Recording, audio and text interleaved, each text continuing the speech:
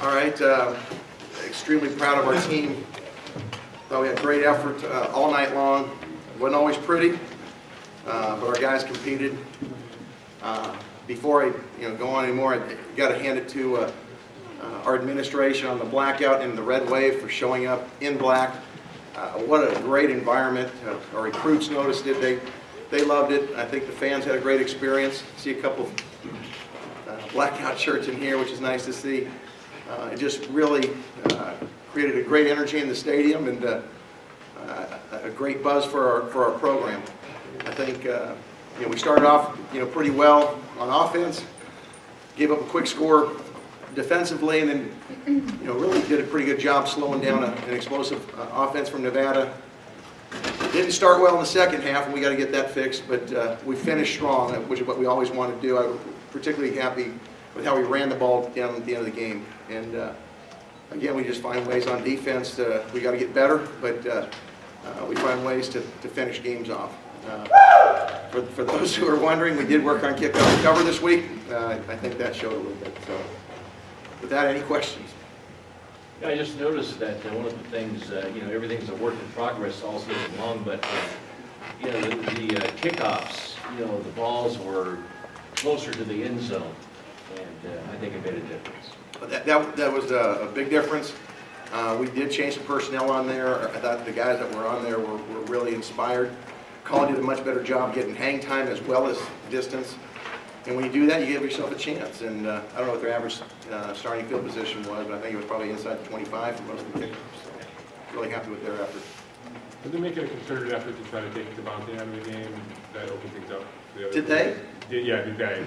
Well, they play a lot of Tampa coverage, cover two, so they're going to roll a guy that chuck him and a guy over the top, and so I don't know that they did that for Devontae, but that's what they do. So you got to attack different ways. I thought our offensive staff did a great job. I think we threw for 487 yards, so I think we figured out some place to make it in there. And was really happy with the way that Hart played. I mean, he made some big-time catches and big-time runs after catch, which was nice to see. Can you talk about your guys' performance on fourth down? With that last one, was it you guys going for the field goal instead of, Well, we're going to go for it on fourth down because I got a lot of confidence in our offense. Sometimes it's based on field position. If we get between the 30 and 40, like we did early when we threw the swing pass to Isaiah, we'll go for it on, third and 4 or 5. It just depends. Other times we'll go for it on 4th and 1 because I have confidence in our offense. We got to execute, and that's why it's a gamble doing it. Sometimes it works, sometimes it doesn't. But between the 30 and 45, if you punt the ball in the end zone, we're talking 15 yards. So I think it's worth it. And, other times when it's 4th and 1, I feel confident we're going to get it, whether it's thrown or run. And give Nevada credit; they defended us on a couple of times. So that tip your hat to them. At the end of the game, it's a different situation. When you're up by 1 score and it's 4th and I don't even remember what was it, 4th and 8? Yes. Man, it doesn't make any sense to go for it there. You take the points and you put it up 2 scores. Dave, you talked about the running game, and Josh and Martez were able to not only kind of get first down runs, but break them, and it was nice to see that, 19 and 18 long ones in their average. Was that pretty high? What impressed you today with what they were able to do? Well, we struggled a little bit early, but as the game wore on, I thought our offensive line did a really good job of leaning on Nevada's defensive line and getting some movement. And when they did, both those guys ran explosively through the hole, which is what we want them to do. And I think we got a great 1-2 punch in both those guys. We got to catch the ball better. We had a couple plays that we didn't make. We should have, and we'll get that fixed. But I thought both those guys ran really, really hard. And, knock on wood, we haven't had a turnover from either of those guys. I think Juice had one and hasn't had one since. And they're doing a good job of stripping the ball. Coach, can you talk a little bit about next week's game going to Wyoming? What's that going to feel like? It's going to be great. Another league game. You go on the road. It's always tough. I've been to Laramie, and the highest elevation out there. Unfortunately, we play outdoors, not indoors. But because indoors, the elevation doesn't affect you as much. But It's going to be cold. You know, I reminded our guys in the locker room afterwards that, you know, we were 2-0 last year when there was, you know, below 20-degree temperature. That's what Bulldogs like, is cold temperature. So hopefully we'll do the same thing this year and go play well. You know, there's no real way you can kind of practice those conditions here in Fresno, correct? No, that's a little tough, so I told our guys we got to get in the ice tubs afterwards. You know, just kind of simulate that as much as we can, but that's all you can do. Jamal Ellis broke up 2 passes back-to-back early. What did that do for his confidence in your pass defense as a whole? I think it does a lot. You know, when you have a freshman out there, first time starting, you know, there's a lot of nerves that go on, and for him to make those plays early was huge, and hopefully he'll build on that. That'll give him that confidence that he can play. He's got a lot of talent. He just needs experience, and he's going to be a good corner in this league. Tim, the ESPN announcers, I guess, speculated at the end that last touchdown was style points. How do you respond to that? We're just trying to score whenever we get the ball. You know, we don't worry about style points. You know, what was it, 3rd down, and when we threw the fade?